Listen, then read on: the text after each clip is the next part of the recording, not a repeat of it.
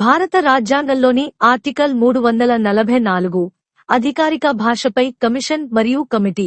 భారత రాజ్యాంగంలోని ఆర్టికల్ 344 అధికారిక సమాచార మార్పిడిలో హిందీ మరియు ఇంగ్లీషు వాడకానికి సంబంధించి యూనియన్ యొక్క భాషా విధానాన్ని మార్గనిర్దేశం చేయడానికి ఒక వివరణాత్మక చట్టాన్ని నిర్దేశిస్తుంది. ఈ నిబంధన పార్ట్ 17లో ఒక భాగం. ఇది అధికారిక భాషతో వ్యవహరిస్తుంది.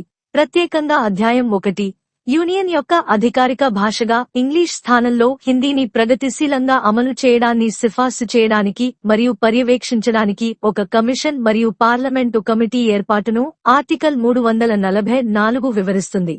అధికార భాషా కమిషన్ ఏర్పాటు. ఆర్టికల్ 344లోని క్లాజు 1 ప్రకారం రాజ్యాంగం ప్రారంభమైన 5 సంవత్సరాల తర్వాత మరియు ఆ తర్వాత ప్రతి 10 సంవత్సరాలకు అధికారిక భాషా విషయాల కోసం ఒక కమిషన్ను ఏర్పాటు చేయవలసిన బాధ్యత భారత రాష్ట్రపతికి ఉంది. రాజ్యాంగంలోని 8వ షెడ్యూల్లో జాబితా చేయబడిన వివిధ భాషలకు ప్రాతినిధ్యం వహించే చైర్మన్ మరియు సభ్యులను కమిషన్లో చేర్చాలి. విభిన్న భాషా ప్రాతినిధ్యాన్ని నిర్ధారిస్తుంది. కమిషన్ యొక్క పద్ధతులు మరియు విధానాలను అధ్యక్షుడు ఒక ఉత్తర్వు ద్వారా కూడా నిర్వచిస్తారు. కమిషన్ విధులు. క్లాజు 2 కమిషన్కు ముఖ్యమైన బాధ్యతలను అప్పగిస్తుంది. దీనికి సంబంధించి రాష్ట్రపతికి సిఫార్సులు చేయాలని నిర్దేశించబడింది. యూనియన్ అధికారిక పనిలో హిందీని ప్రగతిశీలంగా ఉపయోగించడం. బి. అధికారిక ప్రయోజనాల కోసం ఇంగ్లీష్ వాడకంపై పరిమితులు విధించడం. సి. ఆర్టికల్ 348లో పేర్కొన్న ప్రయోజనాల కోసం తగిన భాష. ఇది చట్టాలు, డిక్రీలు, ఆదేశాలు మొదలైన వాటి యొక్క అధికారిక గ్రంథాలకు సంబంధించినది. డి. నిర్దిష్ట యూనియన్ ప్రయోజనాల కోసం ఉపయోగించాల్సిన సంఖ్యల రూపం. ఈ అధ్యక్షుడు సూచించే యూనియన్ మరియు రాష్ట్రాల మధ్య అధికారిక భాష లేదా కమ్యూనికేషన్కు సంబంధించిన ఏదైనా ఇతర విషయం. ఈ సిఫార్సులు భారతదేశం యొక్క బహుభాషా లక్షణాన్ని పరిగణనలోకి తీసుకుంటూనే ఇంగ్లీష్ నుండి హిందీకి క్రమంగా పరివర్తనను సాధించడం లక్ష్యంగా పెట్టుకున్నాయి. హిందీ మాట్లాడని వారి కోసం పరిగణనలు. క్లాజు 3 భారతదేశం యొక్క పారిశ్రామిక, సాంస్కృతిక మరియు శాస్త్రీయ అభివృద్ధిని పరిగణనలోకి తీసుకోవాలని మరియు హిందీ మాట్లాడని ప్రాంతాల ప్రజల ప్రయోజనాలను కాపాడాలని నొక్కి చెబుతుంది. ఈ నిబంధన అధికారిక భాషా విధానం హిందీలో, ముఖ్యంగా ప్రభుత్వ ఉద్యోగాలు మరియు సేవలలో ప్రావీణ్యం లేని వారికి ప్రతికూలంగా ఉండదని నిర్ధారిస్తుంది. పార్లమెంటరీ కమిటీ ఏర్పాటు. క్లాజు 4 కమిషన్ సిఫార్సులను పరిశీలించడానికి పార్లమెంటు కమిటీని ఏర్పాటు చేయడానికి వీలు కల్పిస్తుంది. ఈ కమిటీలో 30 మంది సభ్యులు ఉంటారు. లోక్సభ, ప్రజాసభ నుండి 20 మంది మరియు రాజ్యసభ, రాష్ట్రాల మండలి నుండి 10 మంది. ఒకే బదిలీ ఓటు ద్వారా అనుపాత ప్రాతినిధ్య వ్యవస్థ ద్వారా ఎన్నికవుతారు. అటువంటి వ్యవస్థ రాజకీయ సమతుల్యతను మరియు భాషా వైవిధ్యం యొక్క న్యాయమైన ప్రాతినిధ్యాన్ని నిర్ధారిస్తుంది. కమిటీ పాత్ర మరియు అధ్యక్ష ఆదేశాలు. క్లాజు 5 ప్రకారం కమిటీ కమిషన్ సిఫార్సులను మూల్యాంకనం చేసి తన అభిప్రాయాన్ని రాష్ట్రపతికి సమర్పించాలి. దీని ఆధారంగా నిబంధన 6 రాష్ట్రపతికి.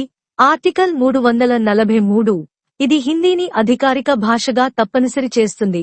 ఉన్నప్పటికీ చేసిన సిఫార్సులకు అనుగుణంగా అధికారిక భాషకు సంబంధించి ఆదేశాలు జారీ చేయడానికి అధికారం ఇస్తుంది.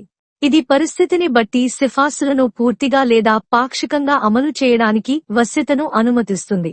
ముగింపు. ఆర్టికల్ 344 అనేది కీలకమైన రాజ్యాంగ యంత్రాంగం. ఇది దేశం యొక్క భాషా వైవిధ్యాన్ని కాపాడుతూనే యూనియన్ యొక్క అధికారిక భాషగా హిందీని క్రమంగా మరియు సమతుల్యంగా ప్రోత్సహించడాన్ని నిర్ధారిస్తుంది.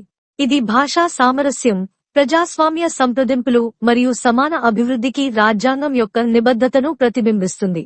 క్రమబద్ధమైన సమీక్ష, ప్రాతినిధ్యం మరియు సంప్రదింపుల కోసం దాని నిబంధనల ద్వారా ఆర్టికల్ 344 భారతదేశ భాషా విధానం యొక్క పరిణామానికి మార్గనిర్దేశం చేయడంలో కీలక పాత్ర పోషిస్తుంది.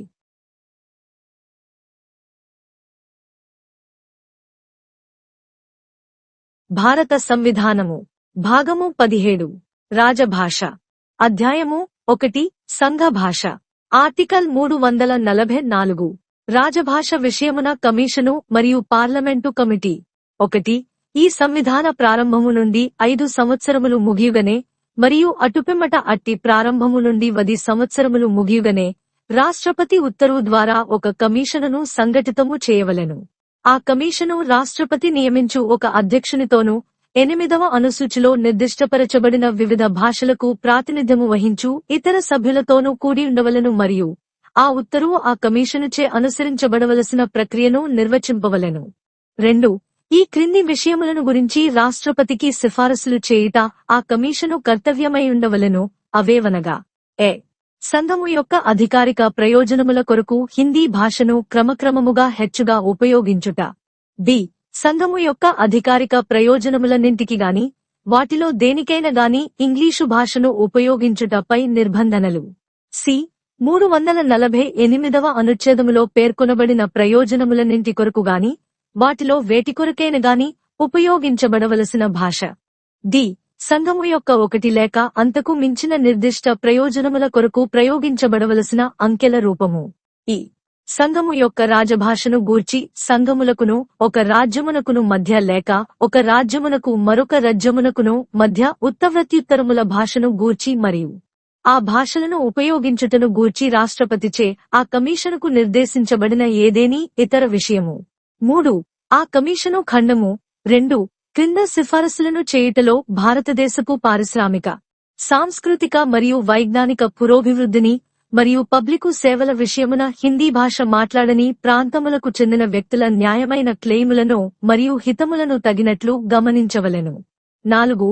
ఏకల అంతరణీయ ఓటు ద్వారా అనుపాతక ప్రాతినిధ్య పద్ధతిననుసరించి లోక్సభ యొక్క సభ్యులచే ఆ సభ నుండి ఎన్నుకొనబడు 20 మంది సభ్యులతోనూ అట్టి పద్ధతిననుసరించి రాజ్యసభ యొక్క సభ్యులచే ఆ సభ నుండి ఎన్నుకొనబడు 10 మంది సభ్యులతో కూడి ఉండిన 30 మంది సభ్యులుగల కమిటీ ఒకటి సంఘటితము చేయబడవలెను. 5. ఖండము 1 క్రింద సంఘటితము చేయబడిన కమిషను యొక్క సిఫారసులను పరిశీలించి వాటిపై తమ అభిప్రాయములను రాష్ట్రపతికి నివేదించుట కమిటీ కర్తవ్యమైయుండవలెను. 6. 343వ అనుచ్ఛేదములో ఏమియున్నప్పటికిని రాష్ట్రపతి ఖండము 5 లో నిర్దేశించబడిన నివేదికను పర్యాలోచించిన మీదట అట్టి పూర్తి నివేదికననుసరించిగాని అందలి ఏదేని భాగముననుసరించిగాని ఆదేశములను జారీ చేయవచ్చును. The Constitution of India. Part 17. Official Language. Chapter 1. Language of the Union. Article 344. Commission and Committee of Parliament on Official Language. 1.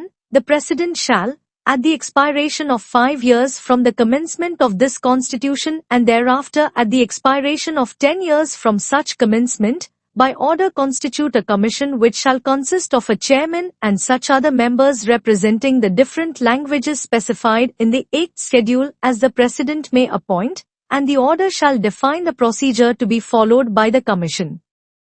2. It shall be the duty of the commission to make recommendations to the President as to a. the progressive use of the Hindi language for the official purposes of the Union. b. restrictions on the use of the English language for all or any of the official purposes of the Union. c. the language to be used for all or any of the purposes mentioned in Article 348. d. the form of numerals to be used for any one or more specified purposes of the Union. e. any other matter referred to the Commission by the President as regards the official language of the Union and the language for communication between the Union and a state or between one state and another and their use.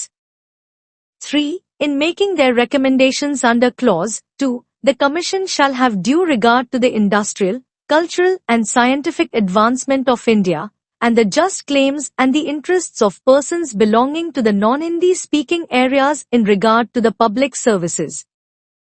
4. There shall be constituted a committee consisting of 30 members, of whom 20 shall be members of the House of the People and 10 shall be members of the Council of States to be elected respectively by the members of the House of the People and the members of the Council of States in accordance with the system of proportional representation by means of the single transferable vote.